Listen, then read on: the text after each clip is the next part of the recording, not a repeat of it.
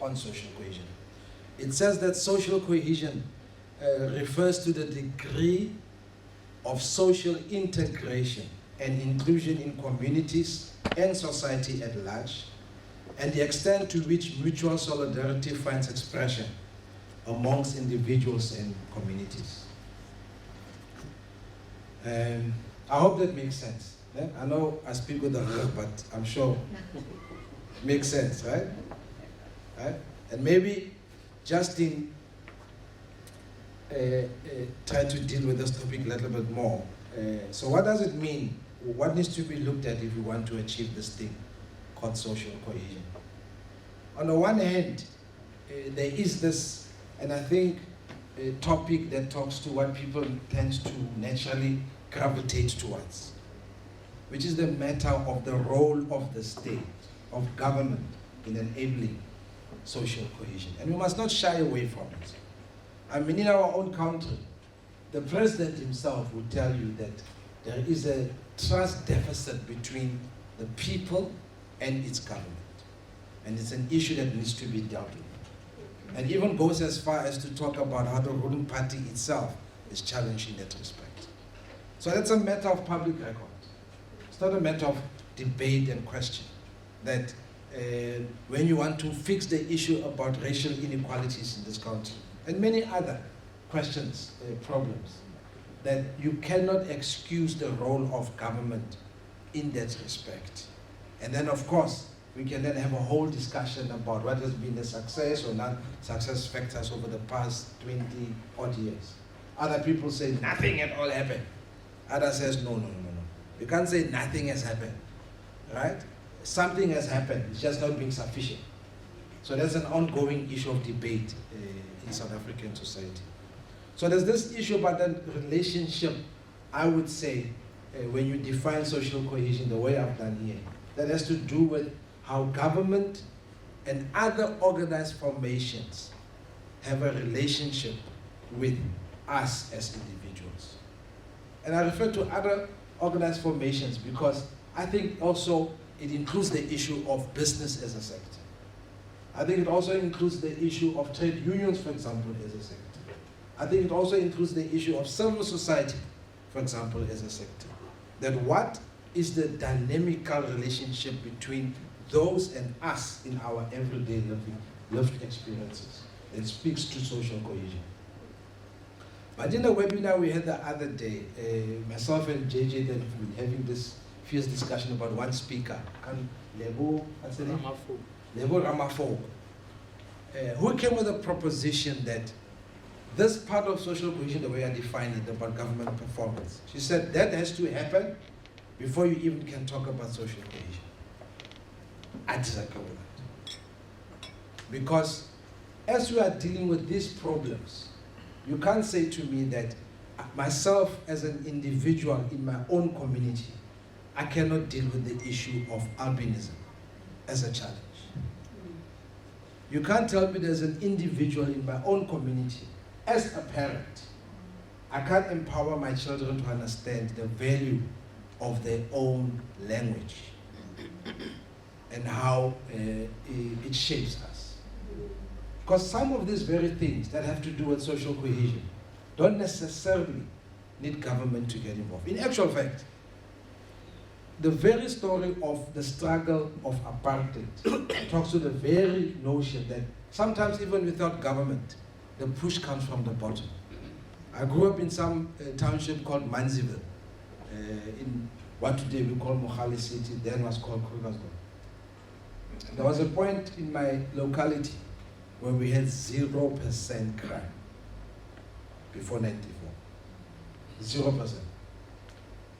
Right? It's when there was this call that says we must form, I think it was called people's courts. People like Father Michaelis will probably know these things better. I'm not sure if JJ is old enough to know these things. People's courts, street committees, that sort of thing, right? I mean, we can debate about whether this was right or wrong. But my comrade, as we used to call them, would go around to Shebins, and if you're supposed to be at school, you are at that Shebin, you would really have a very terrible day. Right? But there was order. driven at the community level. So my point is that for me, when we define this notion of social cohesion, some parts of it, very important part of it, does have to do with the role of the state and all of this other formation. But there is a part that has to do with you as an individual, which is really what we primarily want today also to have a conversation about. That what then becomes my own overall role? What are the things that also I could do as also this other push is necessary? Maybe even the ideas we come up with has to do with enabling push also to be more effective at that particular level. I don't want to preach too much on this. So that's the point. I suppose what I'm saying is that it's a bit much more dynamic. I disagree myself with the thesis that says this one comes first before the other. I think these things happen sort of like concurrently with one another, have impacts on each other over time with varying kinds of degrees of results. And of course, in terms of today's topic, as JJ has explained, around the subject of race and gender dynamics, we're looking at that theme here. I think in Gauteng we'll probably debate about whether we want to talk about something like the whole xenophobia and economic emancipation subject matter. You know, it's been a hot potato in South Africa, right? We may, in some ways, want to take the race discussion to KZN and bring in questions about patriarchy and so on in that part of the world. We're still taking some counsel about what's the best things to debate. I think the race question in KZN tends to be a little bit differently colored across some of the provinces where it's subsumed as a matter and so on. So I think there's like 5 or so of these seminars that are engagements that are planned, hoping to cover about 6 provinces for now, so we'll still have to think what happens with the other 3. And I mean, on the topic of today, ordinarily, when it's spoken about race and gender, also the notion of class would be brought in. You know, people talk about race, class, and gender issues, but I'm sure even that aspect would find expression in our engagements today. When I just look at the audience, I was well, I know they say don't judge a book by its cover, but I was looking at all of you trying to figure out, you know, are these like those academically inclined people? Are these people on the ground kind of people? That's what. Then they say, no, Hanover Cricket Club, no, Karikuma Gents. And that kind of like thing. I started to figure that out. Because I was also saying, you know, in our engagements, it must also not be pitched so high-levelly that we don't even hear each other. Right? That hopefully, as much as now, for example, I've said race, class. Sometimes when you then, when you say race, gender, then you say class. You know, some people sometimes fear a little bit because now they are thinking, what's the thing that term I read here?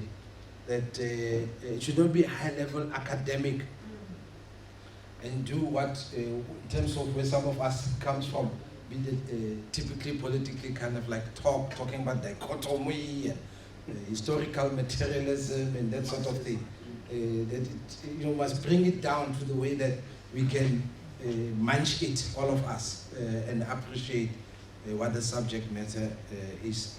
And then I took this quotation from decent essays. I think the speakers are best placed to expand on this. It says that, and I agree with this, by the way, as a matter of context. It says that throughout history, many groups have been stigmatized not just for their race, but for their sex and class as well. People of lower class incomes get slandered for where they live and for not having the economical means to purchase most common goods. Women have been considered the weaker sex for centuries, and currently some of the old-fashioned and ignorant theories on women being subordinate to men prevails. And like I said today, we're hoping to break this down, and I really leave it to our, I think, panel of very able speakers that I think would do this well. And in actual fact, I should thank the speakers for making the time to be here. Thank you all really very, very much. Much appreciated. I do have my own history also with Reverend Michael Lipsky. There's a whole story. I don't know Reverend, what's the issue? I think there's a story about me and the Anglican Church General. Somehow that I myself need to investigate. I mean, you know, there's this other friend of ours who passed away, Freddie Bilusa, Chabo. And I mean, he's not here to defend himself, but somehow me connecting with him brought me to people like yourself and Bojeji and so on over the years. And by the way, this gentleman I'm talking about, we studied together at the University of the Working Class, as some of us called it, or UWC as is known to many. And he actually forced his friendship on me.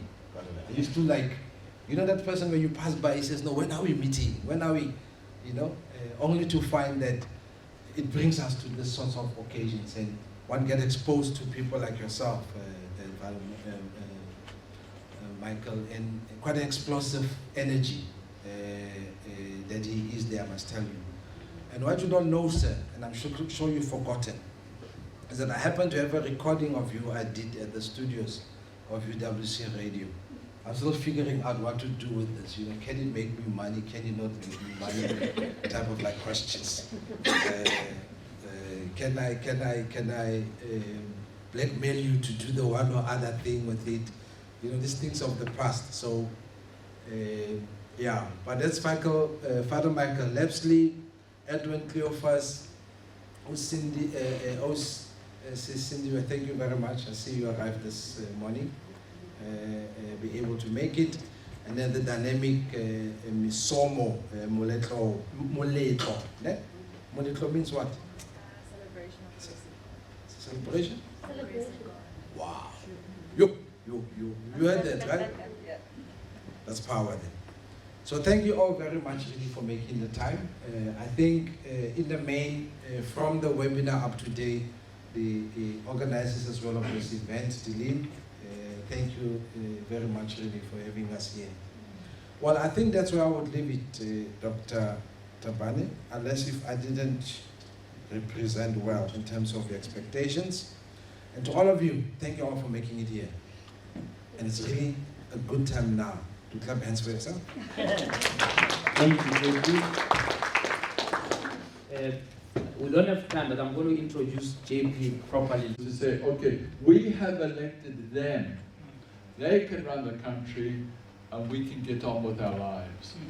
What a disaster. What a disaster. No? Thank you, thank you. Clap louder, please. You know, when you have got no hands, you've got to get other people to clap for you. So thank you for being my assistant in the clapping field. So social coherence also involves all of us being mobilized with a new moral vision for the people of South Africa. Many of us joined the ANC, not because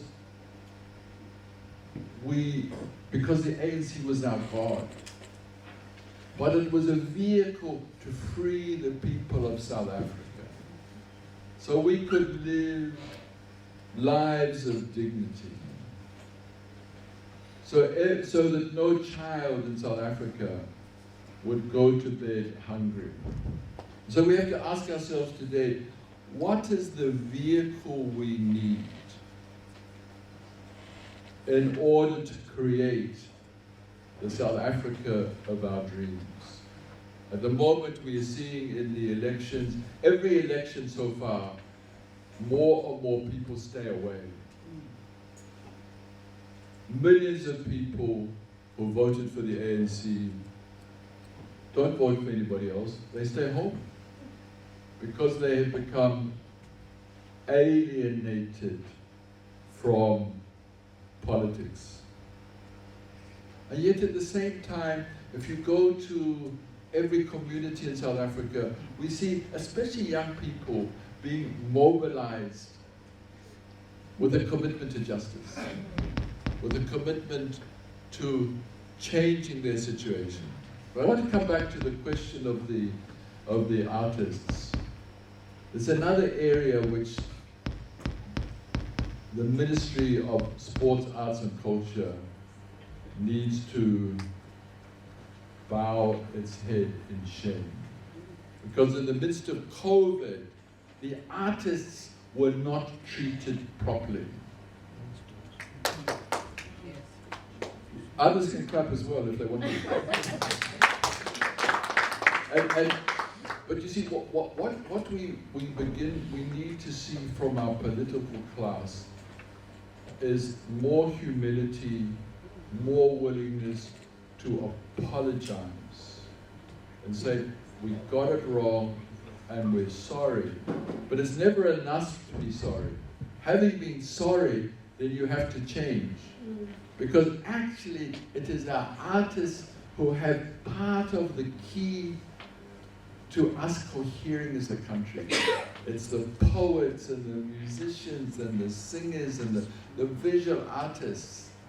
They can play a major, major role and bring this nation together. Because we could spend as a nation the next 100 years complaining about the government, or we could mobilize ourselves to create the society of our dreams. As a person of faith, I believe God has a dream for the whole human family, and also for Mother Earth. And we're seeing young people being mobilized across the world to force our governments to respond to the needs of crying Mother Earth. And so young people are also creating social cohesion. Have I said enough? Thank you very much. Good morning.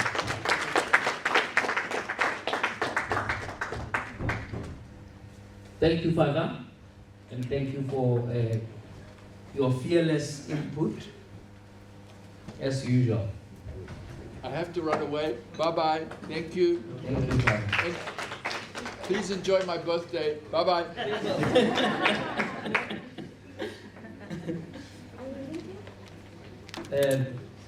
We're going to have the panel to respond. I'm not sure whether we should. Are you happy to continue? We'll take a break in 30 minutes. Right? So let me invite my panelists to come to these nice couches here. Just as a reminder to everybody, it's Edward here first. Please join us on the couch. And then Mom, Sindiwe, Mahoma. Man. I said nice things about you when you were stuck in traffic. Everybody will confirm. Yeah. And then this Moletro. So you can join us. You can sit. Let's put you there. Thank you. Wonderful. I'm going to start with you. Give me your just overall comment on what Father Michael had to say. Today, what you place the dynamics, the whole dynamics of race and gender. See, 30 years on, what has happened to move us forward, or have these dynamics set us backwards, right? In terms of social cohesion. But just start with your opening remarks. I'll ask everyone to just have broad opening remarks and take it from you. A student at UCT, and I'm studying business science, specializing in organizational psychology, which means that I could be able to read minds in a couple of years' time.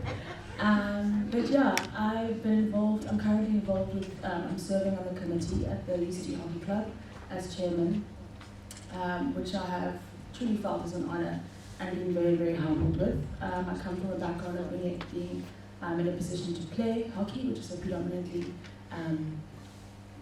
white sport, and I've played that since I was in grade 6, and from the age of 12 all the way up until now, currently playing on a school level, a provincial level, and also at university level. And I've been involved in the playing sort of point of view, as well as the organizational and management point of view.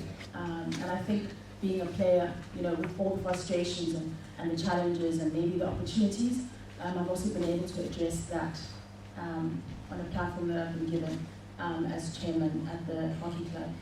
So I think the biggest thing that stood out for me, that was mentioned now, was the part where there's an expectation for the government to act, and for us to just sit back and observe and watch. And I think from my point of view, what I found valuable is people who are in positions to make change, to almost go and to run and to drive at lightning speed and then be steered or guided, let's say, by people who are in the government. I think that people maybe are a bit afraid, to take action because they're waiting to be told, this is what you need to do, this is what you shouldn't do. So I think maybe that is my opening remarks in terms of that.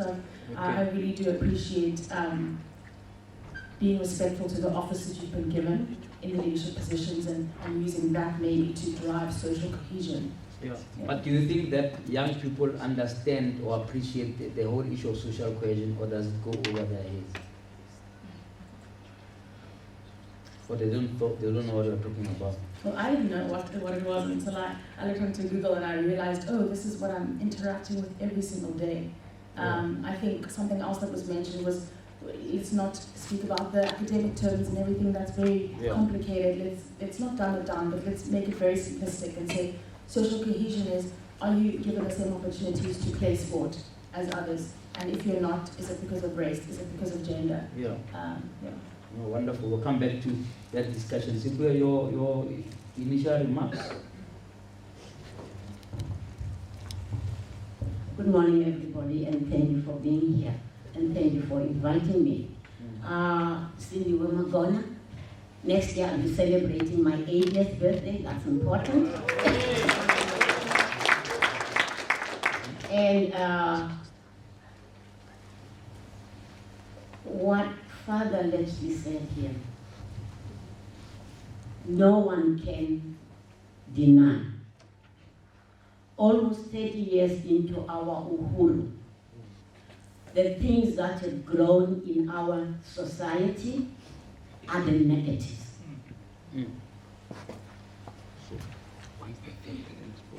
It was great during apartheid. We could have big mouths and blame the government. We are kind of tongue-tied now because government looks like we. When democracy came into this country, I don't know those of you who are a little less younger than me. Remember the cries of the Boere Vromans. What have you done in our name? Why are we blind to what the present government, our government, that more or less looks like we, is missing, not admitting, denying, or encouraging even? Father, let me put it mildly. We all need humility before there can be change. We all need to listen, he said. And I hope today we listened. Okay. The way we are negative in this country, the fastest growing thing is poverty and hate. We need to kill hate. We need to kill group thinking.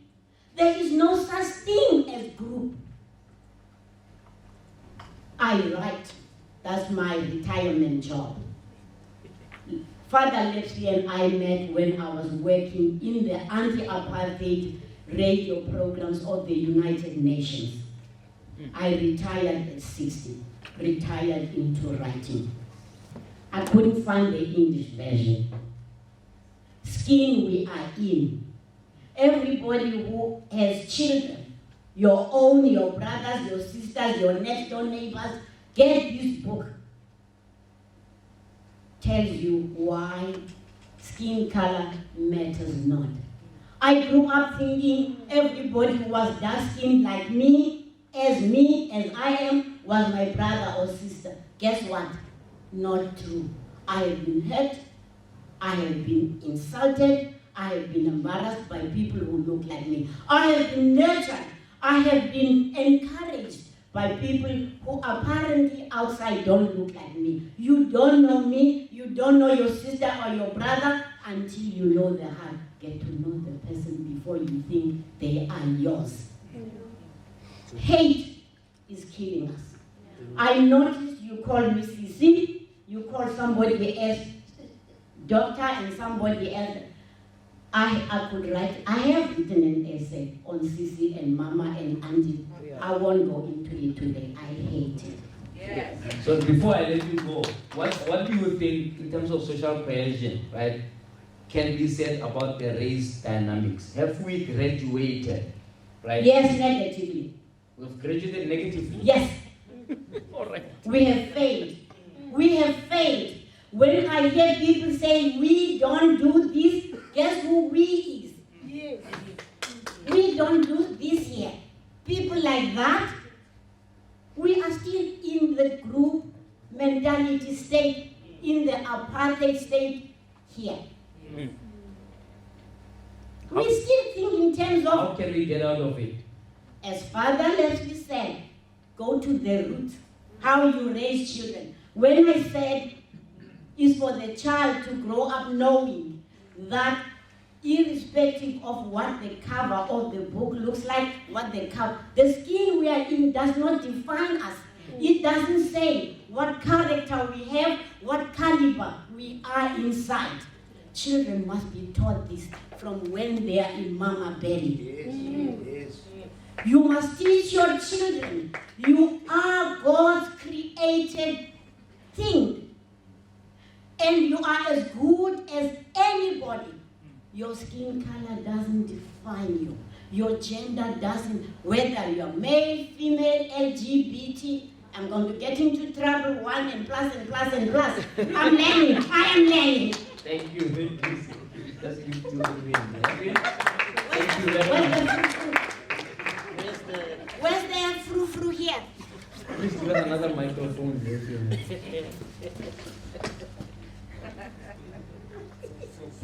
Yeah, well, I forgot the name. I'm almost 80. Give me a break. Thank you, Mama.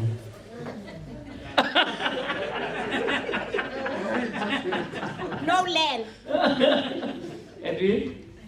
Yes, Your opening remarks? thank you, JJ. I think the pressure is on me now because I was introduced as the guy that is hired by the Minister for Social Cohesion Advocacy. Yeah. And now we hear all these things. So let me start off by saying that book is in my house. Wow, wonderful. And my child and my children are learning from that book, and I agree. Beautiful. It should be in all homes. My overall impression of social cohesion, because I'm doing this work in South Africa, and my colleagues are doing it with me through the Social Cohesion Advocacy Program, that is, like JJ said, JP said, it is supported by the Minister. From our perspective, we are seeing a difference. We are seeing impact. Because me and my colleagues, we are on the ground, we are in the communities. We are actually seeing that our communities are ready to take power, to take control. And not through vigilantism that we have seen, but through organization and coming together regardless of the differences that we share. Mm. And through that we are having impact because we don't look at people based on the outside to decide who needs to be helped. We help all people regardless. Even if you are not locally a South African or as we say, a foreigner. We help all people because help is not, it shouldn't be based on where a person comes from or who a person is. So from our perspective, we absolutely see that social cohesion has grown in this country. Do we still have problems? Absolutely. One of our biggest problems is something I work on regularly in this country, racism. The more we speak about racism being dealt with in this country, the more it shows it and rears its ugly head across our society. Now, I always say this thing, and I think this is my claim to fame to say something that makes me sound important. So maybe and hopefully you will think I'm important when I say this. But COVID-19 was introduced to us a mere 3 years ago. Have you looked at how we attacked COVID-19 across the world with heavy impact? I mean, look at us sitting in this hall here, masks everywhere. That is how important we found that thing to eradicate it from our society. What's wrong with racism? Why we don't have the same fever when we go for that thing? I don't understand. Because if we take racism, which is also a pandemic, by the way, that is impacting and killing and destroying people's lives daily, why do we don't have the same stamina, JJ? I ask myself, why don't we address it in the same way? And a lot of it comes back to the fact that the economic power to address this thing resides with those who have the money. So white people hold the economic power, and they dictate how quickly we will be eradicating racism in this country. And I think this is where we will have to call and hold our government accountable, because government need to do just a little bit more to force this issue of racism to be eradicated. And it obviously intersects with gender-based violence, it intersects with the economic growth of black people in this country. And we have to show that we are going to take these issues seriously, because we can also see how the frustration has grown amongst the people on the ground. When you look at Stellenbosch, the incident recently, I love how the students came together and forced the university to take action, because I can tell you now, the leadership at the university, it's very interesting, JJ, let me tell you, they have now appointed a judge for an inquiry to understand what is wrong at Stellenbosch University. We all know what is wrong at Stellenbosch University. And in this country, we think when we appoint a judge, we are going to have the savior himself come down and save us from that problem. It's absolute nonsense. We absolutely know what the problem is. There is an entitlement, there is an institutional and systemic problem of racism there. And it filters down from the top right through to the Tians, the Tuates who think that it's okay to do what he did. And we have to address it in that way, from the top down, not the way we're doing it now. So I think these are some of the critical areas that we have to engage. I'm so glad that we came to sit on this couch now, because I was worried sitting there that the next person being called up would be me. And now we are trying to address patriarchy by having two men address the room first. So our consciousness also have to be tackled, because sometimes we forget to look at these small things, but the impact of that is bringing up boy children that later think that this is their society to do and make as they please with our female counterparts, who, by the way, are our equals. Thank you. Thank you. Just before I let you go, what are the one or two things that you think can be done to combat racism? Number one. Number two, is there assumption that it's widespread since '94, or it is toned down and it is in the shadows? Because we find an incident like Stellenbosch. There was another similar incident in the Free State 5 years ago, where there was an uproar, etc. And the question was, is this an anecdotal, sort of isolated incident, or is this a pattern that maybe we no longer want to talk about? JJ, let me say this. I was having these conversations since the Stellenbosch incident, but this is what I do 24/7, is dealing with racism in this country. So let me tell you this. So I have this view, right? I haven't said it on a platform like this. I don't know if I'm going to get into trouble and people are going to pick this up the wrong way. But I want to come out publicly and say thank you very much to T Institute. I want to thank you. Because you know what we don't have in this country? Is that evidence to show you that racism is everywhere. Tians gave it to us, so I'm so happy for that boy. I mean, I hope something in his life goes right, because he gave us something that we never get. Racism in this country is that subtle things. We know it's happening, but we just can't point out to you how you have impacted me. When you look at me a certain way, when you treat me a certain way, I know what you're doing to me, but I don't have evidence. So let me first say, we're very happy for the ones who's giving us evidence.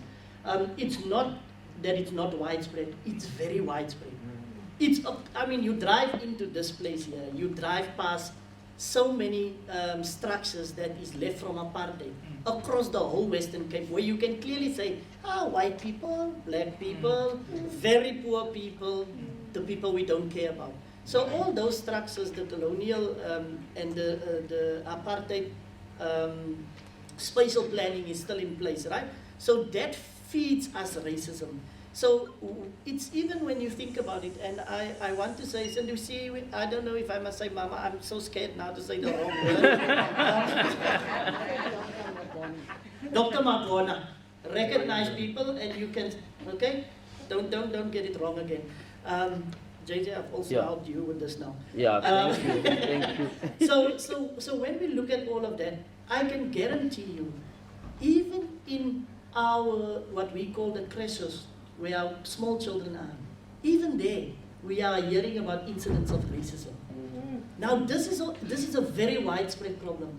And what we need, when we look at this room, look at any other room when you're speaking about racism, anti-racism. The one group of people that we need to be in this room is very rarely in the room. We have a few white people here. We are grateful for you to be here.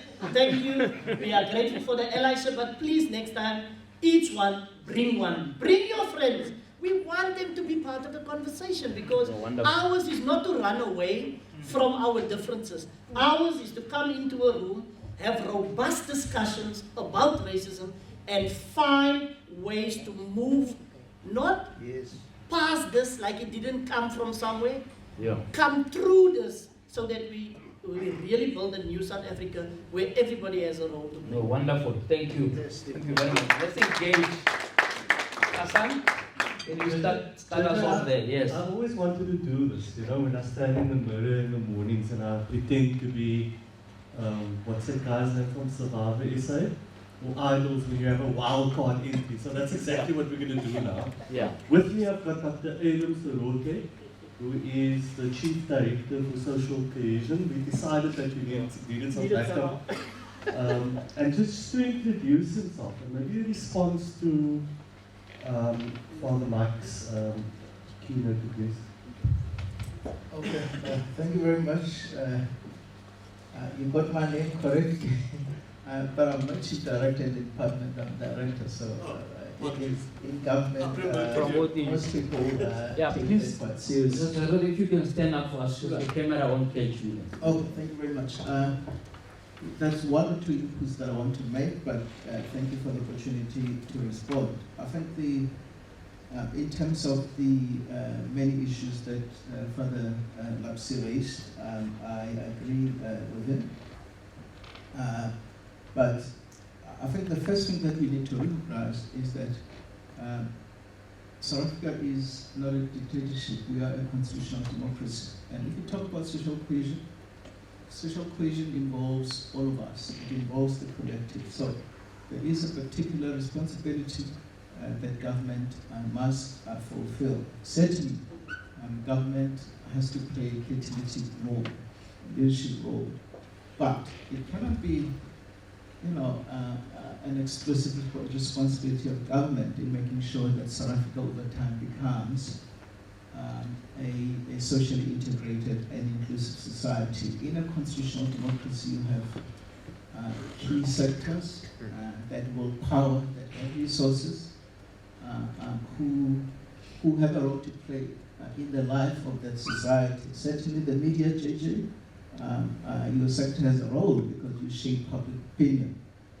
Academia has a role, business has a role, the faith fraternity has a role.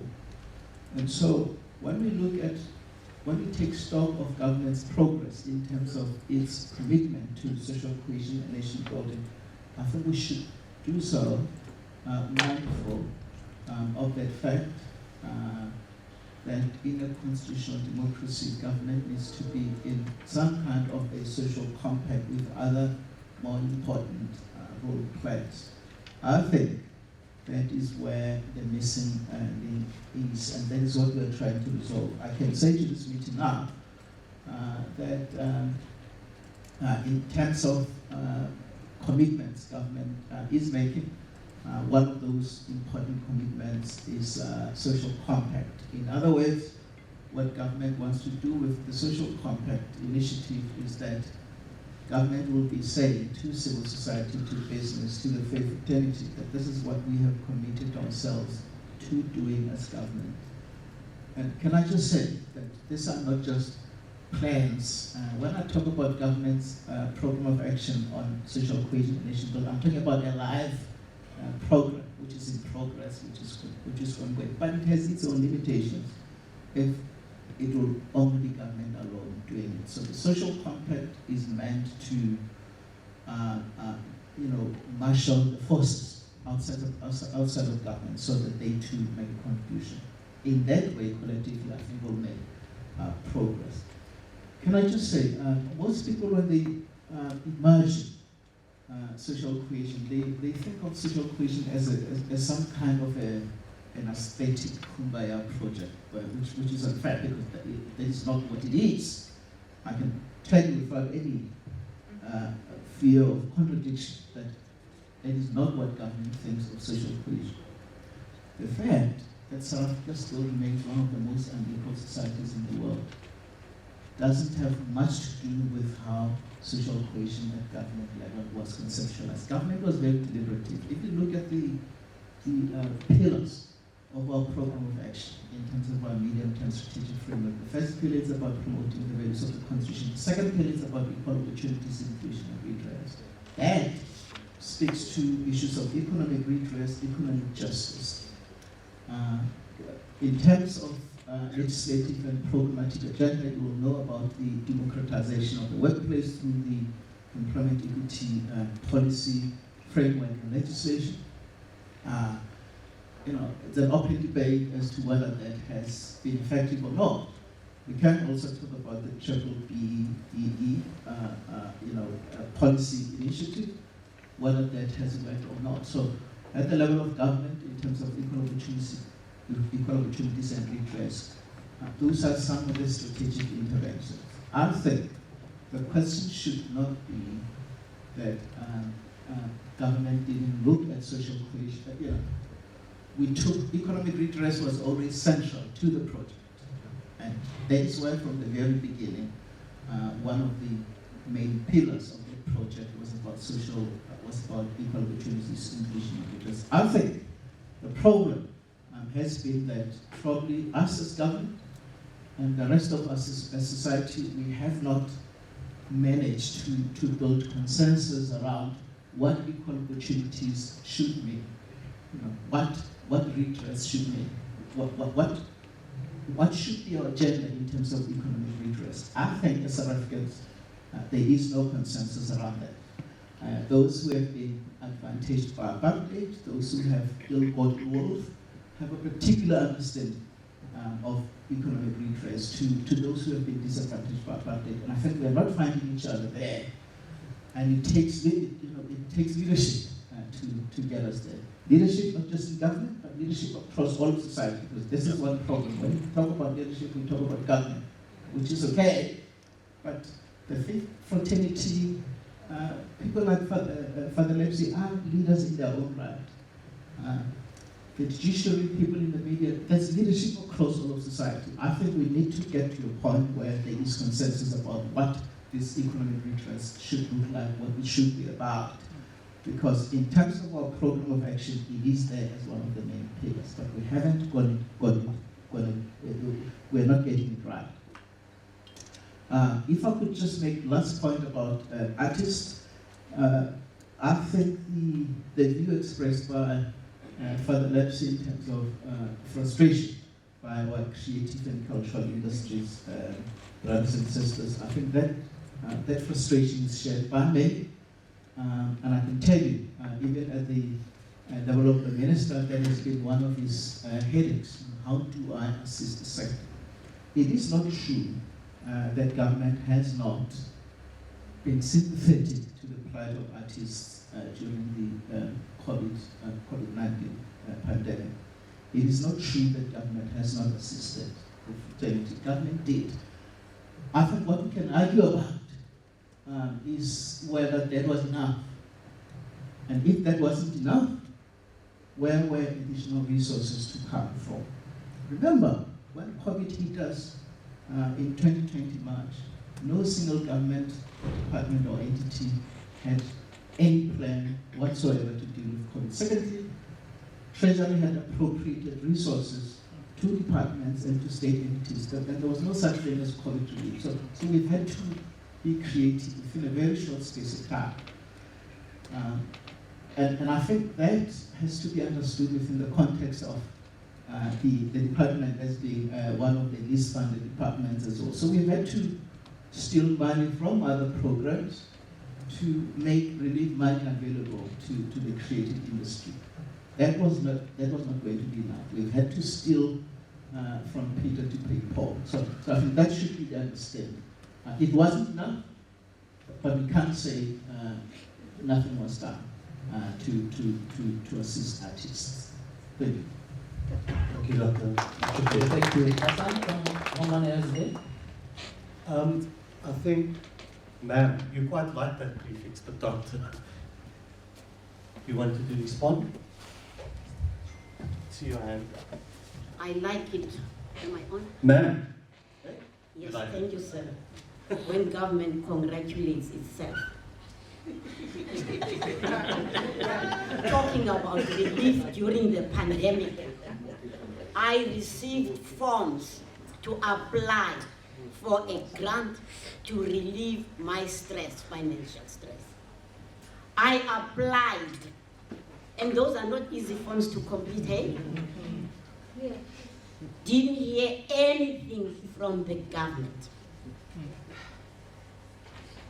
Round 2 came a year or 6 months later.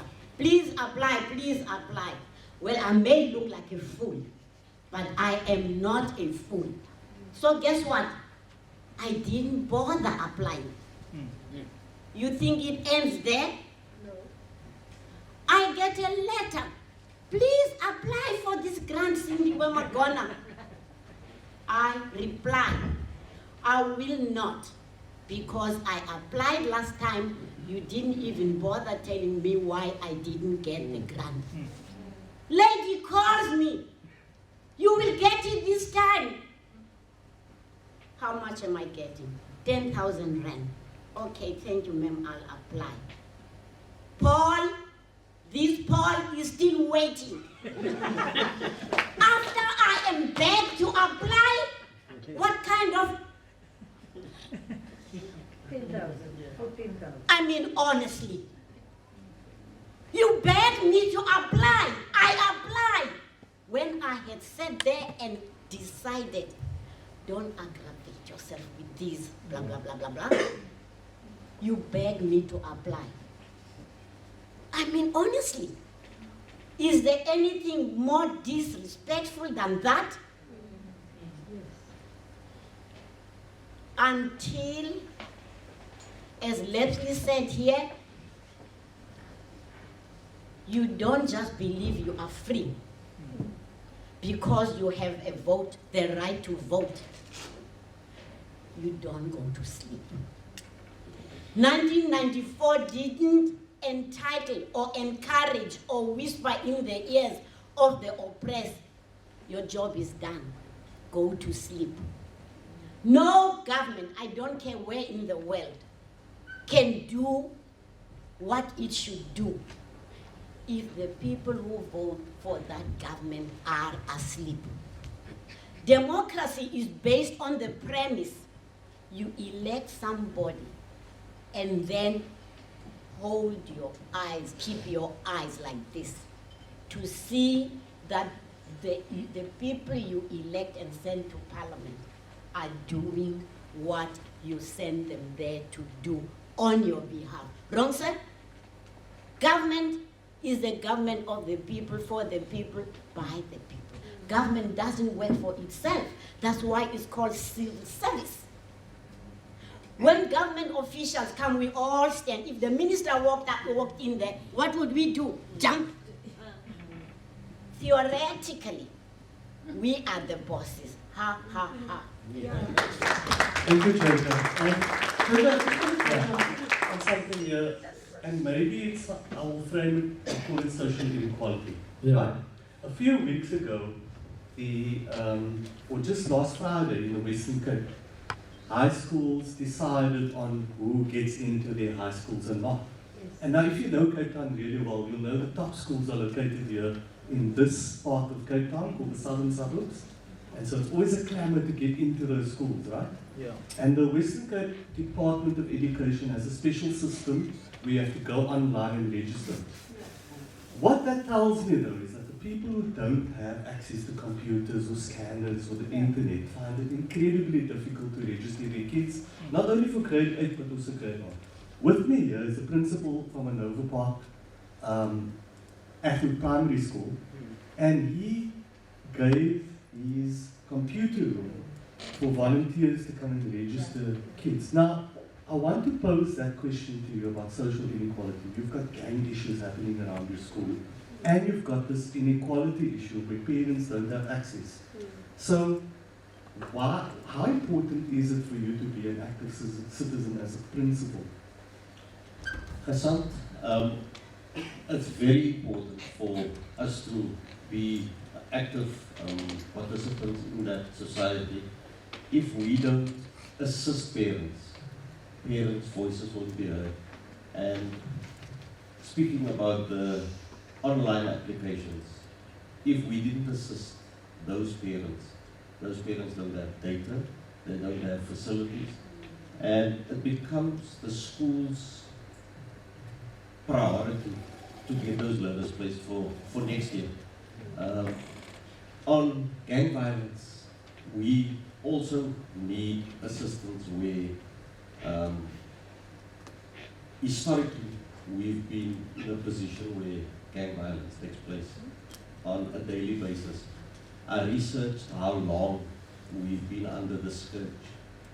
I'm the 10th principal at Athlete Primary, where all other schools in the area only had 4 principals.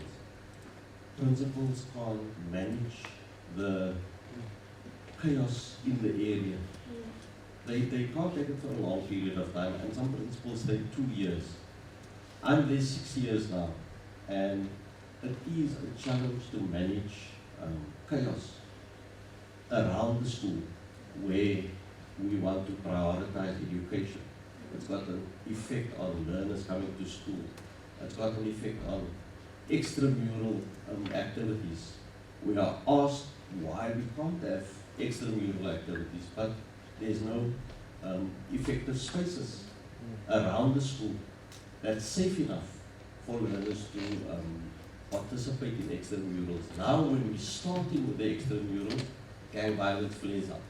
So you must put those things on hold and you prioritizing the safety. But I'm speaking to the community on a daily basis where I'm asking them to assist us and help us with these programs so that the learners also can participate, because those learners don't get an opportunity even to play outside during the breaks. They must be kept within the confines of the school, and they must be kept in a quad of the school because there's only safety there. No fence that is high security, that serves our needs for those learners in the area. So those are a few of the planks that we are struggling with. Thank you, Mr. Peterson, and thank you for the important work you do. And maybe Edwin can expand on this. I'm going to throw it back to JJ first, because Edwin, from what I'm hearing, you encounter these kind of things every day. But just to give you a sense, like every year, we've got an unspent education budget in this province to the tune of about 270 million rand, if I'm not mistaken. And then we've got the double whammy of between 2,000 and 3,000 unplaced learners who need to be in school but come for the second year to come and register to get into grade 8. JJ, over to you. I think let's try and link it to the topic of the day in terms of that racism and sexism dynamics, right? Would you pick it up from there? We need to say what would, in your view, in a sense, be as a result of persisting racism? Yeah. What's this one? Thank you. it's very interesting. These problems in the Western Cape have been going on for centuries, right? And what we have had, which is the one consistent thing in this province, is that we have a predominantly white local government. Right now, this is not important. This is something very critical we need to understand. And what we've seen, there's a lot of political games being played within the Western Cape, where a lot of us on the ground knows exactly, similar to the Stellenbosch issue, we know what the problems are. And we have ideas on how to, sorry, I've got an instruction from the back. And a lot of us have ideas on how to eradicate the problem of gangsterism and the intersecting problems that comes with that. Drugs, violence, all those things. We have ideas on how to eradicate this. The problem is we come back to this economic inequality. Most often we need money to do those things and we don't have the money. And then we are being held to ransom by a local white-dominated government that first seeks to support those white areas. I was driving up here in these areas. You have all these fancy cameras looking after the white people here. In our areas, there's nothing. We have to look after ourselves. If anything goes wrong, and this, I'm not going on record here, but the corruption within our formal structures is so bad. When you report a crime that links to a gang or a specific gang member, it takes less than a few minutes for the information to be right back at the person you reported. Now, how do you expect the community to stand up to that? When I know for a fact me and my family will be targeted within the first half an hour of going to the police station and going and reporting crimes. So these are all inequalities that is linked to racism, because this is something, I don't know if this is confirmed as 100% correct, but I'm going to put it out here, because if it's true, maybe we learn from it. So the way I understand policing is allocated to certain areas is based on the amount of times you report crime. Now you know for a fact you go into a white area, right? When they see people that look like us, they call the neighborhood watch and the police immediately, there is a suspect in the area. He is a Bravo male, every time it's Bravo male. Even if it's a white guy, he looks funny, it's a Bravo male because they react quicker. So apparently, and I don't know if this is true, but if it is, please, then we have to tell our communities to call all day, 24/7, we need to give them data and airtime. Because according to my understanding, policing is allocated according to the amount of complaints they have within that area. And because white people are complaining all the time about anything that is walking down that road, the police are allocated 5 to 6 vans in that white areas. And in our areas, because we are afraid to report crimes, to report certain things, the crime is not high there, even though everybody knows the crime is high there. I mean, everybody knows Western Cape, Cape Flats, high crime areas, but we follow the data. Because there's not a lot of reporting, we only give them 2 vans. Now, if this is true, we have to change the narrative within our communities, where we teach our people in order to find a safer way. There must be a safer way with the 4IR world that we live in, for people to report crimes without being identified. I heard somebody said on the news the other day, all the police officers, station commanders, they all know where the drug lords live. They know where the drug dens are. They know where all these things are. And yet they're waiting for us to tell them, please come and help. So we have to hold our authorities accountable. As we heard, they are civil servants. They have to serve us, so we have to hold them accountable. And secondly, we have to hold these local governments accountable, because we can't have a group of white people dictating to us in the Western Cape how we should build, restructure, and keep our Western Cape safer. Thank you. I think the big thing, oh, by the way, you're on record. You said you shouldn't be on record. Well, you are live on Sibonele FM and we are on YouTube. Okay? I need protection, so you are on record, I'm sorry. Hassan? Thank you, JJ. I've got somebody here who doesn't really need an introduction, but if you experienced a very awesome voting process over the last, 25 years, largely due to the gentleman sitting here on my left-hand side. It's called me Sanson. He used to be the regional head of the IC.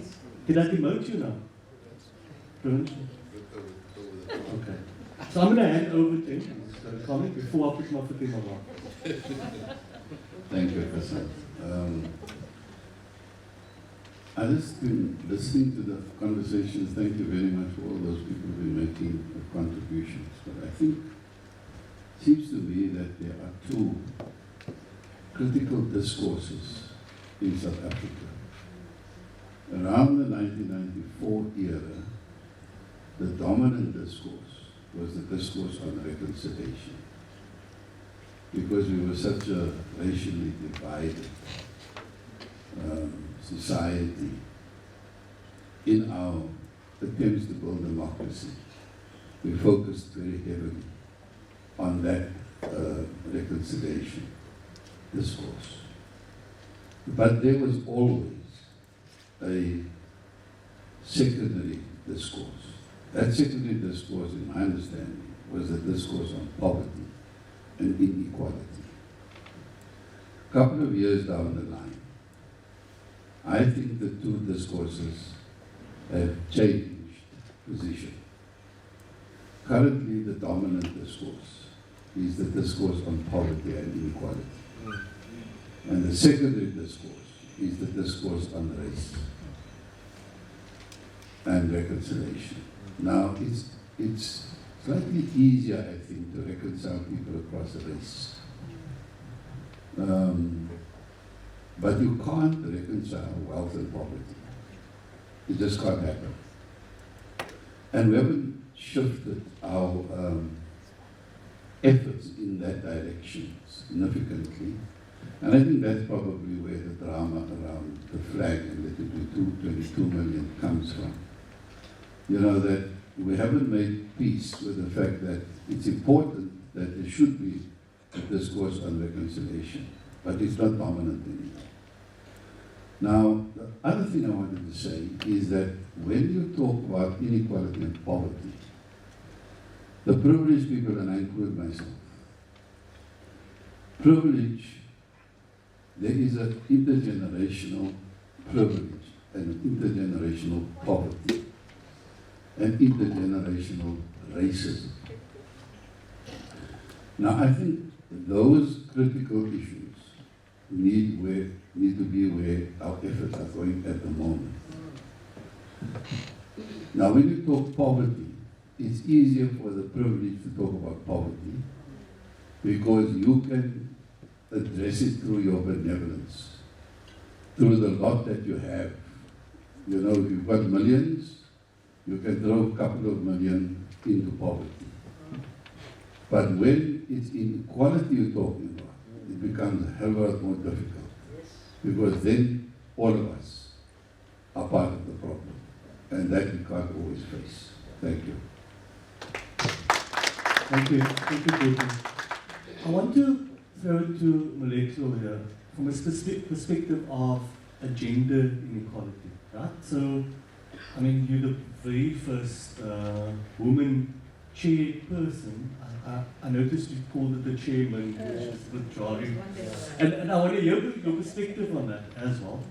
But from a lived experience at UCT, you know, and where you find yourself. And then I'm going to take it across the room, but we want to hear from you first.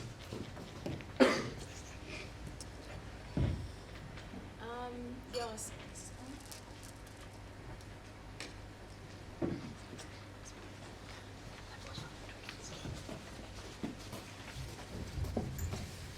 Yeah, so firstly the whole chairperson, chairman thing, yeah, that's something that I think is a long story, it's a big one. But I think from my point of view in terms of the, mine's a double whammy. It's a gender and a race sort of dynamic. And I think coming into the hockey club, coming into UCT, it was being a predominantly white sport and being a predominantly white province in South Africa, there was a lot that was thrown at me and also a lot thrown at people specifically wanting to be in the committee. And I think the biggest thing that I am facing now, that I wrote here, that I guess I'm wrestling with, is the gender dynamic in sport. If I look at UCT sports specifically and the leadership in there, it is predominantly male oriented. And I think coming in as a woman and only serving maybe in a smaller capacity in one of the clubs out of the 90 that they have in UCT sport, it's almost as if we expect you to, you're different. First of all, you're a woman, and second of all, you're black. So show us your flair, show us what makes you important, show us what makes you, show us why you should be getting a seat at the table. And after you've done that, almost show your gratitude towards us for giving you that opportunity.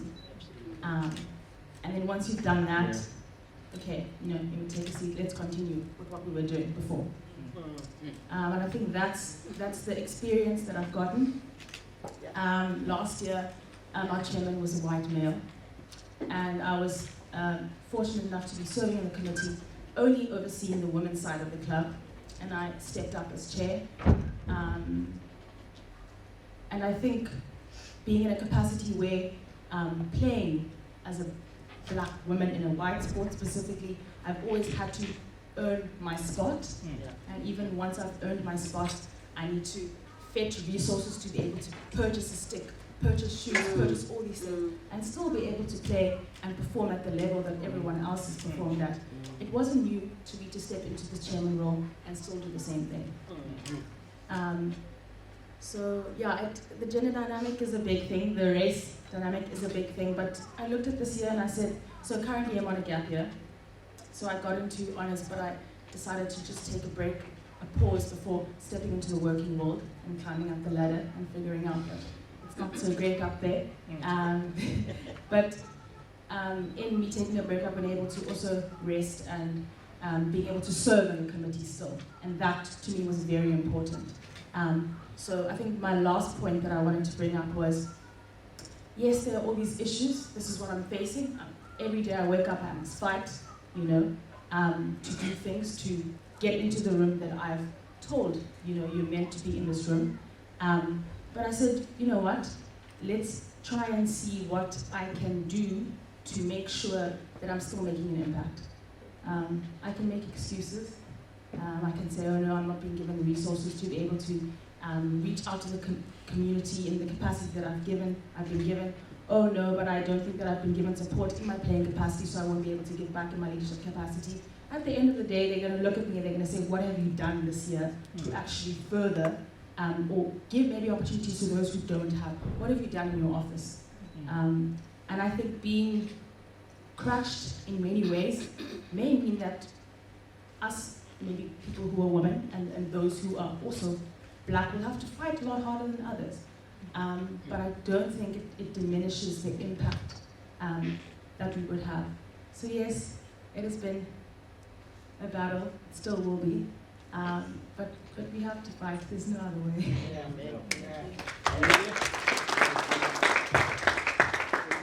Thank you so much for that. Thank you. Jojo, I've got Sharon Kotu with me, who's from the COSA, the network. Sticking to the theme of gender dynamics and gender inequality, is the story you're hearing there a common narrative in South Africa, not just in sport, but in every aspect of our lives as a society? I'll stand because you can see I'm short, so you're not going to be able to see me. But yes, I'm sitting in the room, and one of the first things that I observed as I walked in was, when we look in the room, you see the number of males attending, compared to the number of females attending. So that's another thing, just in terms of attendance here today. So just want to say that the organization that I work with has a focus on HIV, but the link between HIV and GBV, and how one cannot, ignore that. And when you look at the age groups, so Hope Africa is one of the organizations that's part of the Global Fund program that I'm part of. So the Lean them have a focus on working with adolescent girls and young women. The program that I'm responsible for is a program focused on sexual violence. And if you look at the statistics, I'm always saying, if the media must really know the statistics about, rape in our country, rape specifically here in the Western Cape, and the number of clients that go to these facilities that provide services to rape survivors. The age group 15 to 24 is what we call the adolescent girls and young women. And that makes up to 33% of clients reporting at these facilities. That's in that age group.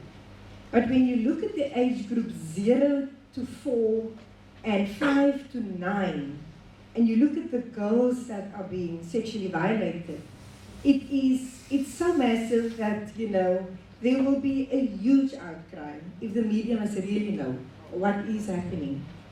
And when we looked at COVID-19, we also look at who the perpetrators are. And 67% of perpetrators are known to those victims.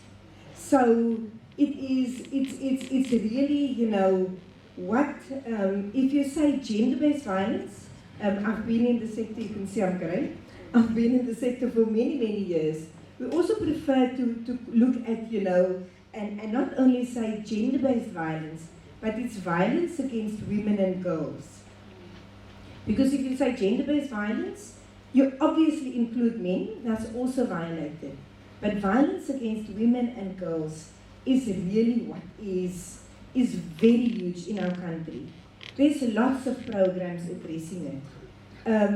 We have 16 days of activism for how many years? This week is Child Protection Week.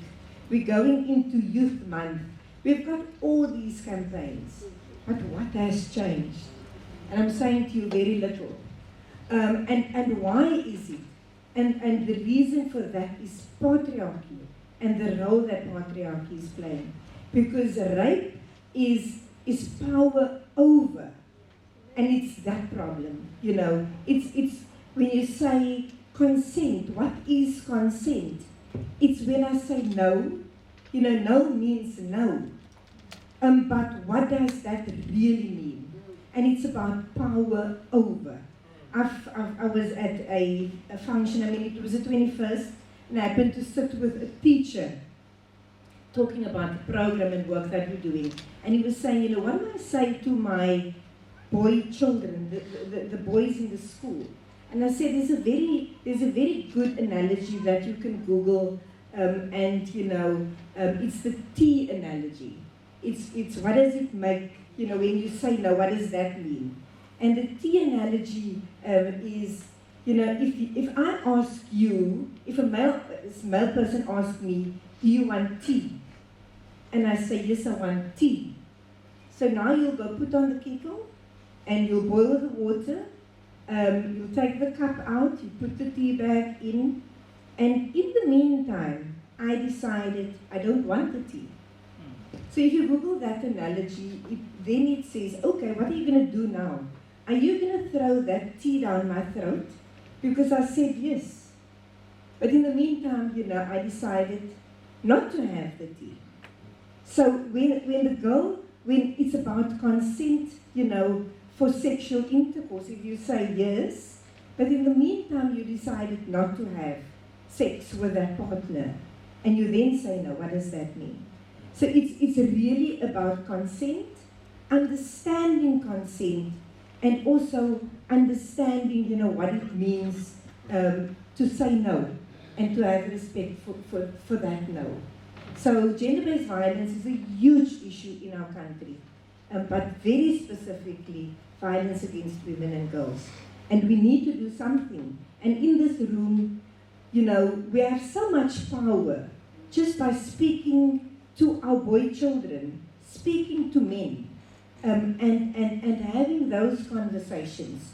So the new program now is called and no longer the AGYW, it's called AYM, Adolescent Young People Program, because it now includes also men and boys, so that focus can also be there. Thank you. Thank you, Sharon.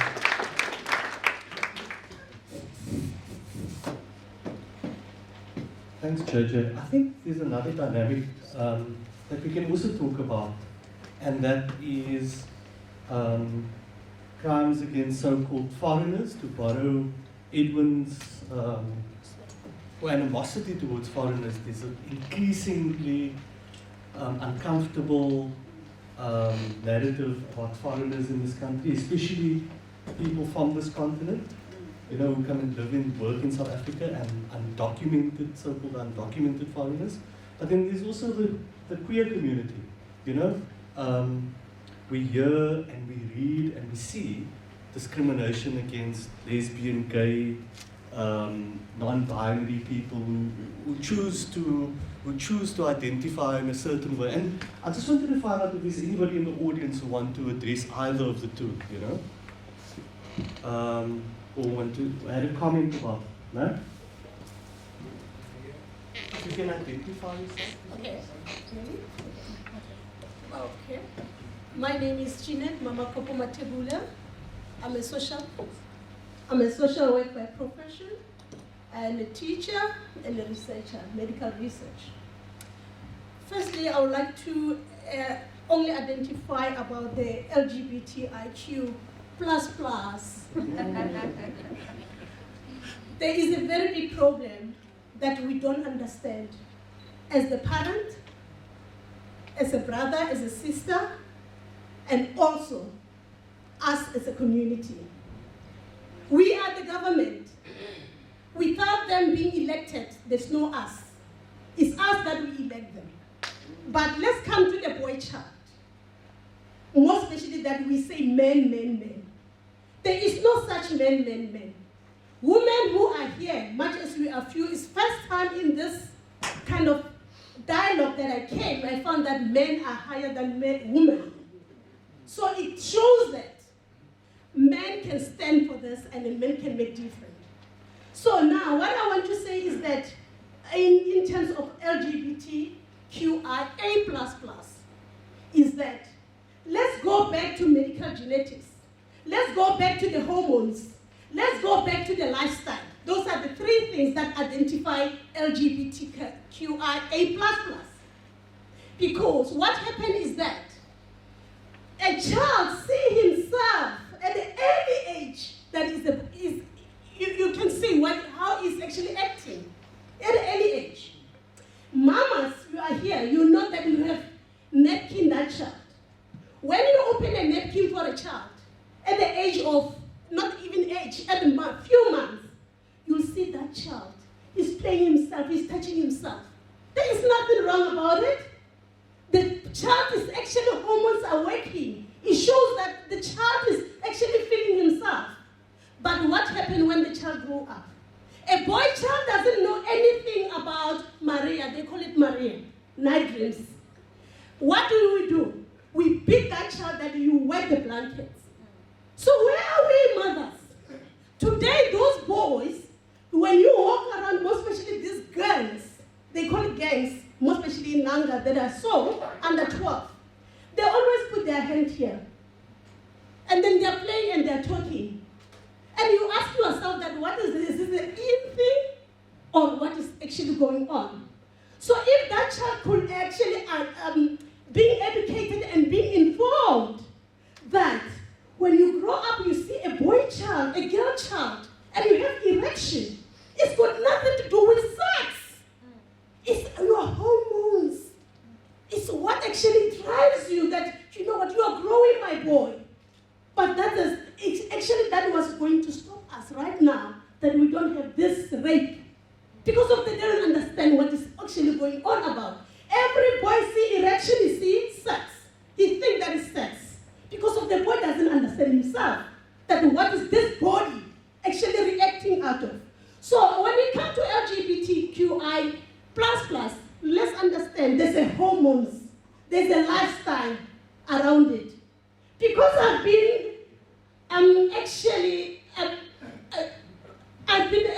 being taken away from my marriage because of certain things that being betrayed, then I changed my life. I just take it as a lifestyle. Here is the boy that was born with it. Here is the girl who was born with it. He sees himself that I'm a boy, I'm a girl. So let this child understand from the early age that we can educate them and show them the hormones. Why do you see yourself that you are a boy child, but you are born a girl? Why do you see yourself you are a girl, that you are a boy? So we need a basic education. We are struggling as social workers. Minister from the Parliament, please, I need you to go back and tell Mr. Lindiwe that why is she saying that she hired 900 people during COVID, that I was one of the social workers, but I never get a job. Even today, I'm doing voluntary work. So now, with the teachers, it's the same. When these kids are having this information, basic information, from the kindergarten, that is a crush, then now he go to grade 1. Then he understands himself. When he understands himself that who he is, when the next child see himself that he, behave like a girl but is a boy, it's not going to be a problem because it's already been taught. And then it's not going to be a new thing.